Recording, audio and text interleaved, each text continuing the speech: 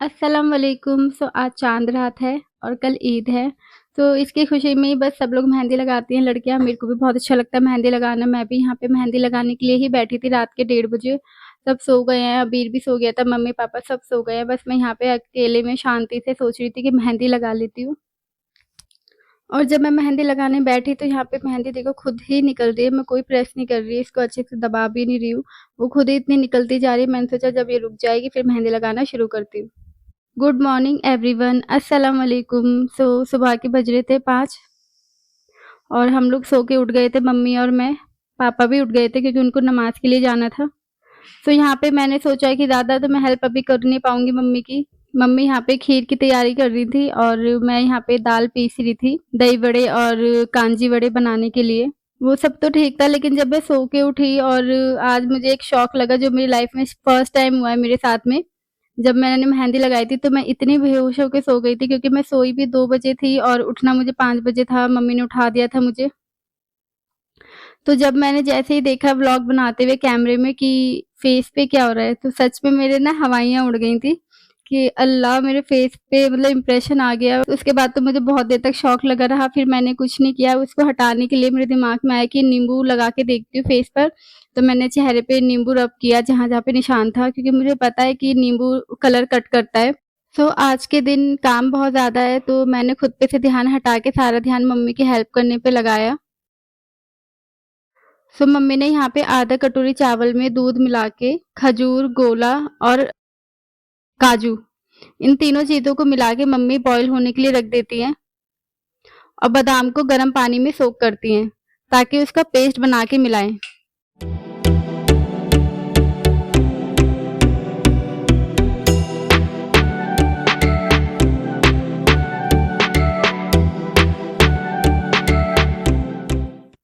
और मम्मी ने यहाँ पे अब सीटी लगाने के लिए कुकर बंद कर दिया है ताकि चावल और सारे ड्राई फ्रूट अच्छे से नरम हो जाएं। और यहाँ पे बादाम सोक हो रहे हैं गर्म पानी में, क्योंकि मुझे कांजी वड़े बनाने हैं, तो इसके लिए मैं यहाँ पानी में इमली मिला के रख देती हूँ ताकि इमली भी अच्छे से सॉफ्ट और नरम हो जाए। और ईद का जब दिन होता है तो खीर तो बहुत स्पेशल चीज़ हो जाती है हम सबके लिए। और खीर थोड़ी सी हो, इससे तो कुछ होने वाला है नहीं, तो बहुत ज़्यादा खीर बनाते हैं हम। इतने बड़े पतीले में खीर तैयार करेंगे। अब मम्मी ने यहाँ पे 4-5 सीटी देने के बाद चावल को इतने अच्छे तरीके से गला लिए थे। तो अब मम्मी ने यहाँ पे दूध में मतलब कर अराउंड 6 किलो दूध में मम्मी ने यहाँ पे जितने भी पिस्ता, काजू, बादाम छोड़ के जितने भी ड्राई फ्रूट होते हैं, काफ़ी ड्राई फ्रूट का तो मुझे नाम भी पता नहीं है। छोटी-छोटी दाल की तरह पता नहीं एक ड्राई फ्रूट और होता है, वो भी मम्मी मिलाती है, वो मेरा फ़ेवरेट है और मुझे उसका नाम भी नहीं पता। पापा की फ़रमाइश हो गई थी चाय के लिए, क्योंकि सुबह काफ़ी जल्दी उठ गए थे और खीर भी तैयार नहीं थी। तो यहाँ पे मैं चाय के लिए ब्रेड टोस्ट कर रही हूँ। तो यहाँ पे देखिए दाल भी अच्छे से फर्मेंटेड हो गई है। गर्मी इतनी ज़्यादा है कि खुद ही हो गई, सोडा मिलाने की ज़रूरत ही नहीं है। तो यहाँ पे मैं बादाम को पीस रही हूँ क्योंकि मम्मी ने कहा बादाम पीस लो और ये वॉलनट भी पीस दो।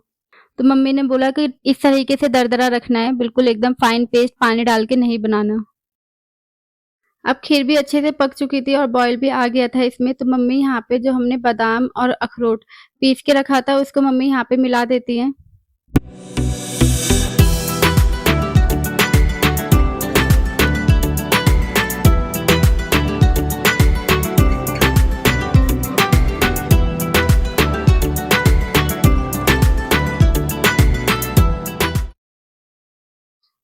तो खीर बनने में अभी तो काफ़ी वक़्त है, फिर मम्मी ने कहा नई जो बेडशीट मैं लेके आई हूँ वो जाके बेड पे बिछा दो।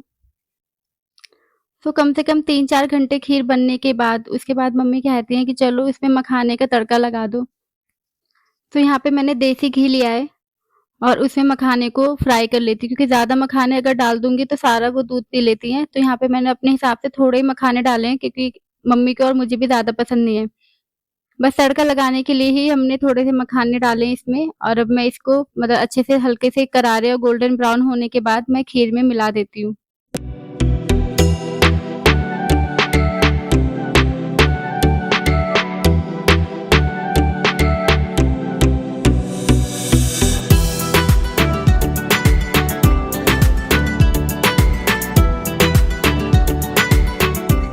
तो यहाँ पे हमने मिठास के लिए चीनी मिलाई थी और ज़्यादा नहीं मिलाते क्योंकि ड्राई फ्रूट में एक अपनी मिठास होती है, दूध की भी एक अपनी मिठास होती है और यहाँ पे हम लोग ज़्यादा मीठा खाते नहीं हैं बिल्कुल। तो बस यहाँ पे हमारी खीर एकदम रेडी हो चुकी है।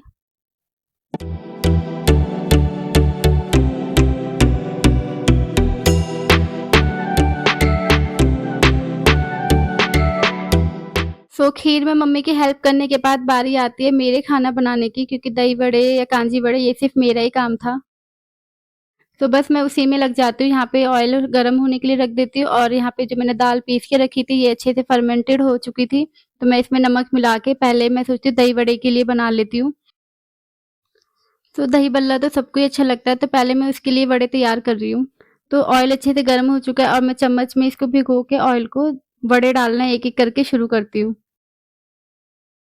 मैंने पहली बार तो नहीं बनाया, ये दही बड़े तो मैं ही बनाती हूँ हमेशा से, तो ये बहुत अच्छे बनते हैं और इस बार भी सबसे ज़्यादा अच्छे बने थे।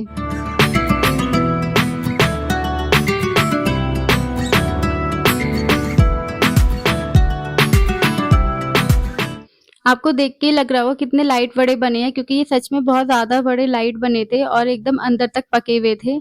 कोई इसके अंदर गाँठ वगैरह बन जाती है ना दाल की, कुछ भी ऐसा नहीं था। तो यहाँ पे मैं फ़ोर्क की मदद से चेक करती हूँ क्योंकि वड़े कहीं अंदर से कच्चे-वच्चे ना रह जाएँ, तो मैं वही चेक कर रही होती हूँ। जब मुझे लगता है कि वड़े अच्छे से तैयार हो गए हैं, तो मैं इनको एक जाली की मदद से निकाल लेती हूँ। दही बल्ले के लिए मैंने काफ़ी सारे वड़े निकाल लिए थे बना के।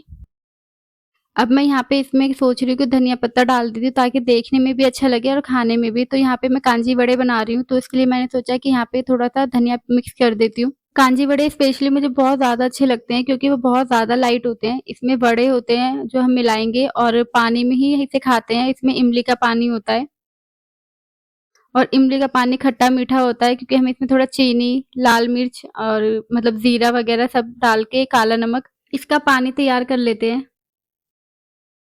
तो पानी बहुत खट्टा-मीठा चटपटा होता है, तो मुझे बहुत ज़्यादा अच्छे लगते हैं।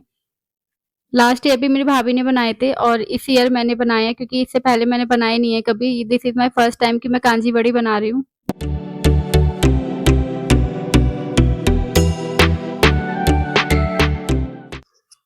वैसे तो इतना लाइट जाती नहीं है, लेकिन ईद वाले दिन ही स्पेशली जानी थी। आज ही लाइट आ रही थी, जा रही थी, बहुत परेशान कर रही थी और मुझे डर ये लग रहा था कि मेरा शूट ना रुक जाए।